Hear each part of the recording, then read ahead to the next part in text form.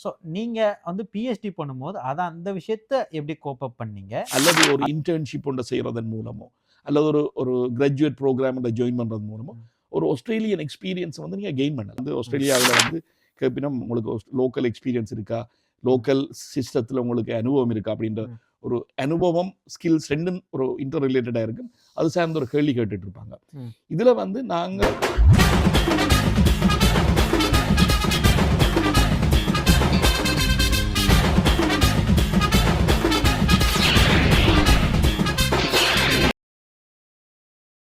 Identify and address கேப்ஸ்ன்னு போட்டிருக்கீங்க. So இப்போ career gap நிறைய பேர் இருக்கும். அதை வந்து என்ன பண்ணால் வந்து எப்படி சொல்கிறது சார்? இப்போ வந்து நிறைய பேருக்கு அந்த அந்த சிச்சுவேஷனை ஃபேஸ் பண்ணுறாங்க. ஸோ அவங்களுக்குலாம் நீங்கள் என்ன அட்வைஸ் கொடுப்பீங்க உங்கள் அனுபவத்து மூலிமா? கண்டிப்பாக இப்போ நிறைய பேர் வந்து ஒரு மாஸ்டர்ஸ் டிகிரி பண்ணிட்டு வேலை தேடிட்டு இருப்பாங்க. வேலை கிடைக்கிறது கொஞ்சம் கஷ்டமாக இருக்கலாம். அப்போ அந்த பீரியடில் வந்து ஒரு அன்ஸ்கில் ஜாப் கூட பண்ணிட்டு இருக்கலாம். அதை தவிர்க்க வேணும், ஆனால் தவிர்க்க முடியாமல் பண்ணிட்டு இருப்பாங்க. அது தப்பில்லை. அப்படி பண்ணிட்டு இருக்கும்போது நீங்கள் திரும்ப ஒரு அதாவது உங்களோட ப்ரொஃபஷனை நீங்கள் அந்த வேலையை எடுக்கிறதுக்கு என்ன பண்ணலாம்ன்றதை பார்ப்போம். இப்போ முதலாவது வந்து நீங்கள் வந்து ஒரு ஷார்ட் கோர்ஸ் ஒன்று பண்ணலாம். அதாவது நீங்கள் என்னென்னு சொல்கிறது, நீங்கள் வேலை தேடிட்டு இருக்கிறீங்க, ஆனால் அதற்காக உங்களோட தேடலை நிறுத்தக்கூடாது. அதற்கான வழிகள் தான் வந்து ஒரு ஷார்ட் கோர்ஸ் பண்ணுறது. நீங்கள் ஒர்க் பண்ணிட்டு இருக்கும் போதே, ஆனால் நீங்கள் அந்த ப்ரொஃபஷனை மறந்துடக்கூடாது. உங்களோட அந்த நாலேஜை வந்து பொலிஷ் பண்ணிட்டு இருப்பீங்க. அதற்காகத்தான் இப்போ ஒரு ஷார்ட் கோர்ஸ் பண்ணலாம், ஒரு TEFL ஒரு கோர்ஸ் பண்ணலாம், அல்லது ஒரு ஆன்லைன் கோர்ஸ் பண்ணலாம். இல்லைன்னு சொன்னால் என்னென்னு சொல்கிறது, இன்னும் ஒரு காம்ப்ளிமெண்ட்ரி ஃபீல்டு. உதாரணத்துக்கு வந்து நீங்கள் ஒரு இன்ஜினியராக இருப்பீங்கன்னு சொன்னால் ஒரு டேட்டா அனாலிட்டிக்ஸ் மாதிரியான அந்த தொழிலை இன்னும் மேம்படுத்தக்கூடிய ஒரு ஃபீல்டில் ஒரு சின்னதாக ஒரு கோர்ஸ் பண்ணலாம். சரியா? அது தனியாக அந்த ஃபீல்டில் இருக்க தேவையில்லை. அதை உங்களோட தகுதிகளை நீங்கள் வளர்த்துட்டு இருக்கலாம். அப்படி வரும்போது நீங்கள் நீங்கள் ஒரு இன்டர்வியூக்கு போகும்போது அவர்கள் கேட்பார்கள், உங்களுக்கு இந்த கேப் இருக்குது, நீங்கள் வேலை பண்ணலாம். அப்போ நீங்கள் வெளிப்படையாக சொல்லலாம், நான் வேலை தேடிட்டு தான் இருந்தேன், நான் என்ன தயார்படுத்திட்டே இருந்தேன், தொடர்ச்சியாக நான் தயார்படுத்திட்டே இருந்தேன். இப்போ உதாரணத்துக்கு வந்து பார்த்தீங்கன்னு சொன்னால் இந்த சார்ட்டர்ட் மேனேஜ்மெண்ட் இல்லை சார்ட்டர்ட் அக்கௌண்டிங் மாதிரி இதில் போகும்போது கண்டினியூஸ் ப்ரொஃபஷனல் டெவலப்மெண்ட் அப்படின்னு ஒரு வார்த்தை பயன்படுத்துவாங்க, CPDன்னு சொல்லுவாங்க இல்லையா? அதோட விளக்கம் எப்படின்னு சொன்னால், நம்ம தொடர்ச்சியாக எங்களை தயார்படுத்திகிட்டே இருப்போம், தொடர்ச்சியாக நாங்கள் ஒரு கற்றுக்கிட்டு இருப்போம், எங்களை இன்னும் மெருகேற்றி கொண்டு வருவோம். சரியா? அதை நீங்கள் ப்ரூவ் பண்ணுவீங்கன்னு சொன்னால், நீங்கள் அதை செய்துட்டீங்கன்னு சொல்லி ப்ரூவ் பண்ணீங்கன்னு சொன்னால் அந்த கேப் ஒரு பிரச்சனையே கிடையாது. ஓகே. இப்போ அடுத்து வந்து அண்டர்டேக் ஸ்கில்ஸ் அண்ட் குவாலிஃபிகேஷன் அசஸ்மெண்ட்னு சொல்லியிருக்கீங்க. ஸோ அது எப்படி சார் பார்க்குறீங்க? இப்போ வந்து அது வந்து ஆக்சுவலாக அது வந்து விசா ப்ராசஸிங்கில் ஒரு விஷயம். ஆமாம், விசா ப்ராசஸிங்கில் இருக்கலாம். சில வேளையில் வந்து நீங்கள் ஒரு விசாவில் வந்திருக்கலாம், ஆனால் அதுக்கு பிறகும் கூட தேவைப்படலாம். இப்போ உதாரணத்துக்கு வந்து குயின்ஸ்லாண்ட் மாதிரி சில ஸ்டேட்ஸில் வந்து நீங்கள் இன்ஜினியரிங் ரெஜிஸ்ட்ரேஷன் எடுக்க வேண்டி வரும். அதற்காக நீங்கள் வந்து உங்களோட ஒரு ஸ்கில்லை அசஸ் பண்ண வேண்டி வரும். இன்ஜினியர்ஸ் ஆஸ்திரேலியாவில் நீங்கள் அசஸ் பண்ணி அதுக்கான சர்டிஃபிகேட் எடுக்க வேண்டி வரலாம். அல்லது அந்தந்த ஏரியாவுக்குரிய ரெஜிஸ்ட்ரிஸ் இருக்குது, அவங்கள அப்ரோச் பண்ணி நீங்கள் வந்து உங்களுக்கு சரியான ஸ்கில் இருக்குன்றதை நீங்கள் ப்ரூவ் பண்ண வேண்டி வரும். அப்புறம் ரிலவெண்ட் மெம்பர்ஷிப் அண்ட் ரெகக்னிஷன். கண்டிப்பாக இதுவும் அதே மாதிரி தான். எப்படின்னு சொன்னால், இப்போ நீங்கள் ஒரு மெடிக்கல் ஃபீல்டில் வர்றீங்கன்னு சொன்னால் நீங்கள் கட்டாயம் வந்து ஆஸ்திரேலியன் மெடிக்கல் கவுன்சிலில் வந்து உங்களுக்கு மெம்பர்ஷிப் இருக்கணும். இதே மாதிரி நர்சிங் வேறு செக்டர்ஸில் வந்து மெம்பர்ஷிப்ஸ் இருக்குது, லைசன்சஸ் இருக்குது. உதாரணத்துக்கு ஒரு எலக்ட்ரீஷியன் சொன்னால், இங்கே நீங்கள் என்னதான் குவாலிஃபிகேஷன் இருந்தாலும் இங்கே எலக்ட்ரீஷியன்ஸ் லைசன்ஸ் இல்லாமல் நீங்கள் எந்த ஒரு எலக்ட்ரிக்கல் வேலையும் பண்ண முடியாது. ஆமாம். ஸோ அப்போ ஒரு ப்ரொஃபஷனுக்கு ஏற்ற அந்த மெம்பர்ஷிப்பை வாங்கி வச்சுக்கிறதும், இப்போ வந்து நம்ம அந்த குவாலிஃபிகேஷன் ஓரளவுக்கு நம்ம இந்தியாவில் குவாலிஃபை ஆகி வந்தாலுமே அந்த தகுதியை நான் மீட் பண்ணுறேன்ற விஷயத்த நம்ம ரெஸ்யூம்லேயும் போட முடியும். இன்டர்வியூவில் கேட்டால் கூட நான் அந்த மெம்பர்ஷிப் எடுத்துட்டேன், ஸோ என்னால் வந்து காம்படேட் பண்ண முடியும் இந்த ஃபீல்டில் அப்படின்னு சொல்லக்கூடிய விஷயமாவும் இது அமையும். கண்டிப்பாக. ஸோ நீங்கள் அந்த வைட் கார்டு பண்ணியிருப்பீங்கன்னு தோணுது. அது நான் இன்ஜினியர்ஸ் ஆஸ்திரேலியாவில் ஸ்கில் அசஸ்மெண்ட் பண்ணியிருக்கேன் சார். அதுக்கப்புறம் அதுதான் இன்ஜினியர்ஸ் ஆஸ்திரேலியா மெம்பர்ஷிப் வச்சுருக்கேன். அதே மாதிரி இங்கே வந்து பார்த்தீங்கன்னா ஒரு சின்ன ஒரு ஷார்ட் கோர்ஸ், அது வந்து நீங்கள் கிட்டத்தட்ட ஒரு 2-3 டேஸ்லேயே கம்ப்ளீட் பண்ணலாம். ஒரு கன்ஸ்ட்ரக்ஷன் இண்டஸ்ட்ரியில் ஒரு ஒர்க் பண்ணுறதுன்னு சொன்னால் வைட் கார்டு. சரியா? அது உங்களுக்கு ஒரு கன்ஸ்ட்ரக்ஷன் இண்டஸ்ட்ரியில் உங்களுக்கு தேவையான சேஃப்டி மெஷர்ஸ் வந்து எப்படி நீங்கள் அந்த மெஷர்ஸை எப்படி நீங்கள் இம்ப்ளிமெண்ட் பண்ணுவீங்க, அதை எப்படி நீங்கள் அதுக்கு உட்பட்டு நடப்பீங்கன்றதை உங்களை சர்டிஃபை பண்ணி கொடுக்குறது தான் அந்த ஒயிட் கார்டு. ம். இந்த ஒயிட் கார்டு இல்லாமல் நீங்கள் வந்து ஒரு கன்ஸ்ட்ரக்ஷன் நடக்கிற சைட்டில் நீங்கள் போக முடியாது. சரியா? இதெல்லாம் வந்து அடிப்படை தேவைகள். அப்போ இதெல்லாம் வந்து உங்களுக்கான கரியருக்கான தயார்படுத்தல்கள் கட்டாயம். ஸோ அப்போ வந்து நம்ம இந்த கேப் இருக்க டைமில் நம்ம இதெல்லாம் பண்ணி வச்சுருந்தா கூட, ஸோ ஹையர் பண்ணுறவங்க கூட இவர் இதெல்லாம் பண்ணியிருக்காரு, ஸோ ஒரு ஆக்டிவாக இருக்காருன்ற சொல்லக்கூடிய விஷயத்த அது கண்டிப்பா. வந்து உறுதி பண்ணும். Strengthen your profile with recognised credentials. ஆமாம். இது நாங்கள் முன்னாடியே பேசின விஷயம்தான். இப்போது நம்மளுக்கு எவ்வளவுக்கு எவ்வளோ அகாடமிக் குவாலிஃபிகேஷன்ஸ் இருக்குது, எவ்வளவுக்கு எவ்வளவு இண்டஸ்ட்ரி சர்டிஃபிகேஷன்ஸ் இருக்குது. இந்த இண்டஸ்ட்ரி சர்டிஃபிகேஷன்ஸில் உள்ள ஒரு முக்கியமான விஷயம் வந்து அந்த சர்டிஃபிகேஷன்ஸ் எல்லாமே வந்து உங்களுக்கான ஹேண்ட்ஸ் ஆன் எக்ஸ்பீரியன்ஸ். அதாவது ஒரு டூலை, ஒரு சாஃப்ட்வேர் டூல் சரி, ஒரு நெட்வொர்க்கிங் டூலை சரி, அதை எப்படி நீங்கள் நேரடியாக பயன்படுத்துறது என்றதை வந்து உங்களை ட்ரெயின் பண்ணியிருப்பாங்க. அப்போ உங்களை எம்ப்ளாய் பண்ணுறவருக்கு வந்து உங்களை ட்ரெயின் பண்ண வேண்டிய தேவை இல்லாமல் போயிடுச்சு. எல்லா ஆர்கனைசேஷன்ஸும் வந்து இப்போது ட்ரைனிங்குக்கு வந்து அதிகம் பட்ஜெட்டை அலோகேட் பண்ணுறது கிடையாது. அப்போது ஏற்கனவே ட்ரெயின்டான ஆட்களை எடுக்கிறது தான் விரும்புகிறாரு. அப்படி விரும்பும்போது இந்த இண்டஸ்ட்ரி சர்டிஃபிகேஷன்ஸ் எல்லாம் வந்து ஒரு பிக் ப்ளஸ் என்ன பொறுத்தவரை. சரியா? கண்டிப்பாக உங்களுக்கு என்ன இருக்கும். அதே மாதிரி ப்ரொஃபஷனல் சர்டிஃபிகேஷன் இருக்கும்போது இப்போ வந்து ஒரு சார்ட்டர்ட் அக்கௌண்டண்டாக இருக்கும்போது அது உங்களுக்கு எப்படின்னு சொன்னால் அது it certifies your qualification, it certifies you know the skills, it certifies you know how to அதை அப்படி அப்ளை பண்ணுறது, அதோட அந்த இண்டஸ்ட்ரிக்குரிய எத்திக்ஸ் உங்களுக்கு தெரியும் என்றதையும் அதை சர்டிஃபை பண்ணுது. அப்போ இப்படி வரும்போது இந்த 3 விஷயம் உங்களுக்கு இருக்குமென்று சொன்னால் உங்களோட ப்ரொஃபஷனை வந்து ஆல்மோஸ்ட் கேரண்டி பண்ணலாம். ஓகே. இப்போ அடுத்து வந்து விஷயம் சிவி பற்றி சொன்னீங்க. நான் இன்னும் டீட்டெயிலாக அதை பற்றி வீடியோ பண்ணுவோன்ட்டு. ஆனால் ஒரு ஓவர்வியூவாக எப்படி சார் சொல்லுவீங்க சிவி? கண்டிப்பாக. ஆஸ்திரேலியாவில் வந்து இந்த சிவியில் வந்து முக்கியமாக எதிர்பார்க்கிறது வந்து நீங்கள் எப்படி நீங்கள் உங்களுக்கு நீங்கள் என்னதை கொடுக்குறீங்க, அதாவது நீங்கள் what you are offering என்றதை தான் அங்கே அதில் எதிர்பார்க்கிறார்கள். அதாவது உங்களோட தகுதி, அதாவது உங்களோட குவாலிஃபிகேஷன்ஸ், உங்களோட திறமைகள், உங்களோட ஸ்கில்ஸாக இருக்கலாம், உங்களோட அனுபவம், எக்ஸ்பீரியன்ஸ், இந்த 3ஐயும் பயன்படுத்தி நீங்கள் என்னத்தை அச்சீவ் பண்ணியிருக்கிறீங்க. நீங்கள் இதுக்கு முன்னாடி எங்கேயாவது ஒர்க் பண்ணியிருந்தீங்கன்னு சொன்னால் அந்த இடத்துக்கு நீங்கள் என்ன உங்களோட அச்சீவ்மெண்ட்ஸ்ன்றது, அந்த இடத்துக்கு நீங்கள் என்ன பண்ணி கொடுத்தீங்க, அவங்களுக்கு என்ன நீங்கள் செய்து கொடுத்தீங்கன்றதை தான் எதிர்பார்க்கிறாங்க.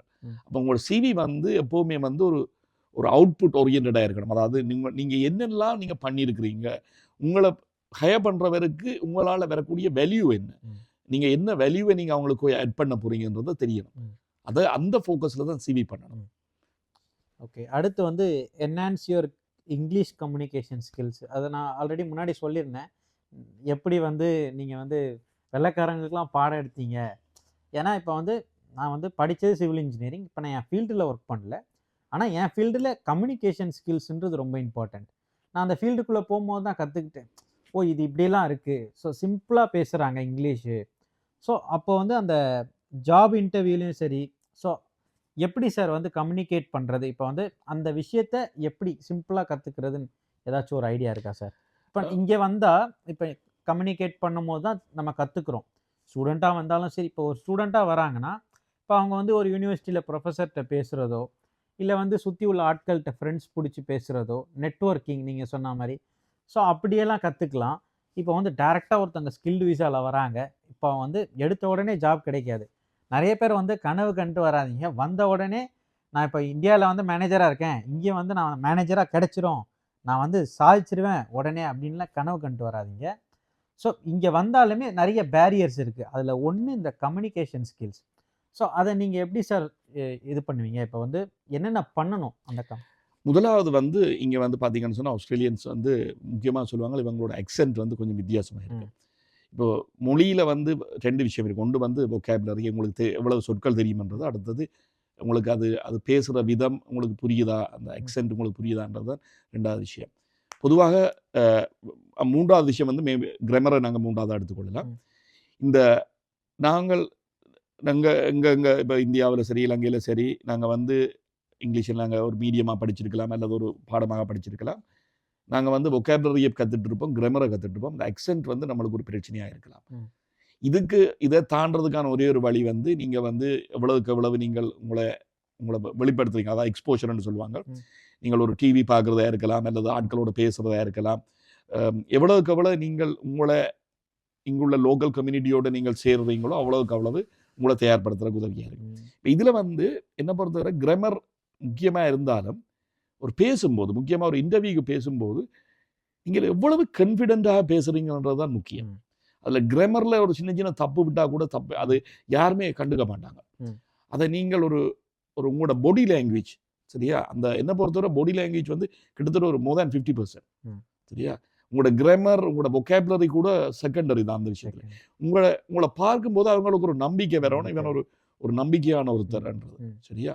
ஸோ அதுக்கு வந்து உங்களை நீங்கள் எப்படி ஒரு கான்ஃபிடென்ட்டாக பேசுவீங்க, அதுதான் முக்கியம். அதை தான் நான் இன்டர்வியூக்கு தயார்படுத்துறதுல நான் சொல்லுவேன். அந்த ஜாப் இன்டர்வியூ பேசும்போது உங்களை நீங்கள் எப்படி ஒரு கான்ஃபிடென்ட்டான ஒருத்தராக நீங்கள் அங்கே கொண்டு முன்னிறுத்த போறீங்கன்றதை பார்க்கணும், முதலாவது. அடுத்தது வந்து ஒரு இமெயில் எழுதும்போது நேரம் எடுத்து அதை தவறு இல்லாமல் அந்த இமெயில் எழுதும்போது நீங்கள் உங்கள் vocabulary, உங்களோட கிராமர் ரெண்டுமே முக்கியம். இயலுமான அளவுக்கு தவறுகளை தவிர்த்து 2 பேரும் ரிவ்யூ பார்த்து, இந்த ஒரு ஸ்பெல் செக்கரில் போட்டு பார்த்து சரி, அல்லது ஒரு ஆன்லைன் டூலில் போட்டு பார்த்து சரி, நிறைய வந்துருச்சு, சரியா. டெக்னாலஜியை பயன்படுத்தி இயலுமான அளவுக்கு தவறுகளை தவிர்த்து கொள்ளணும் என்று சொன்னால், அதை பார்க்கும்போது அந்த அவங்க தாய்மொழியாக இங்கிலீஷே இருக்கிறவங்களுக்கு வந்து அந்த எழுதும்போது ஒரு எழுத்துல நிறைய தவறு இருக்கும்போது அவங்களுக்கு ஒரு சலிப்பை கொடுக்கும்.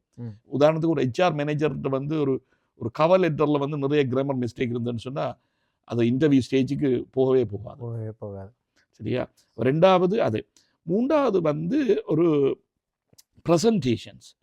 இப்போ நம்ம எல்லாருக்குமே வந்து நிறைய விஷயங்களை கற்றுட்டு இருப்போம், நம்மளுக்கு புரிஞ்சிருக்கும். ஆனால் அதை இன்னொருத்தருக்கு எப்படி நாங்கள் ஒரு ப்ரெசன்டேஷன் செய்கிறதா சரி, அல்லது கற்றுக் கொடுக்குறதா இருந்தாலும் சரி, அது நிறைய பேருக்கு அது இயல்பாக வர்றதில்லை. ஆனால் இங்கே வந்து பார்த்தீங்கன்னு சொன்னால் அது எந்த தொழிலில் எடுத்தாலும் உங்களுக்கு தெரிஞ்ச நாலேஜ் நீங்கள் எப்படி ப்ரெசென்ட் பண்ணுறீங்கன்றதுக்கு சரியான முக்கியத்துவம் கொடுப்பாங்க, சரியா. இன்டர்வியூவில் போகும்போது பெரும்பாலும் உங்களுக்கு ஒரு ப்ரெசன்டேஷனும் அதில் ஒரு பாட்டாகவே இருக்கு, சரியா. அடுத்து வந்து இது ஆல்ரெடி பேசியிருந்தோம் sir, plan financial and family லாஜிஸ்டிக்ஸ்ன்னு போட்டிருக்கீங்க.